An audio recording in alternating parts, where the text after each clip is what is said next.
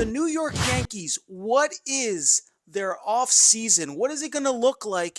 And do you think the Yankees are actually going to press a quote unquote red button? I don't know if they're going to press a red button, but they should. And I think that red button should be Kyle Tucker. I think that even though you're not going to get a center fielder out of him, you got to go get him. You got to make a splash. You got to at least bring Bellinger back because I think if you bring back Grisham, you're sliding backwards because this guy's, even though he hasn't hit 30 yet, he's aging out.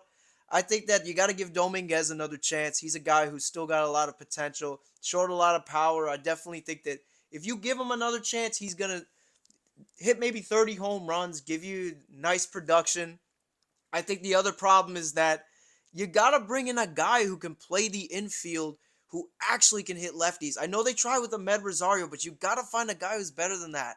They've had a lot of trouble with these tough lefties because you saw it in the wild card series. Jazz Chisholm, you didn't even know what to do with him. So you got to find a guy you just absolutely know. You don't even have to think about it. He's a guy who crushes lefties, and you're set. This lineup needs more depth.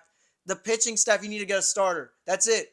I mean, Skubal, but I know that's not. That's a pipe dream. Also, Paul It's a Skeens pipe is dream. not going to happen Paul either. Skeens, forget it. And you know how this ownership is. They're gonna go get somebody like remember Corey Kluber, somebody like that. They're gonna do something like that. They're gonna mildly disappoint us. Latter end of his career, a little project situation to see what happens. And they got to fix the bullpen a little bit, but I think the bullpen will be okay. So yeah, okay. there's things that got to happen. You got to try to push one red button, at least one. Is it Skubal or Tucker? It's got to be one of them. Let us know in the comments, what does the offseason look like for the Yankees? Now let's get to our trivia.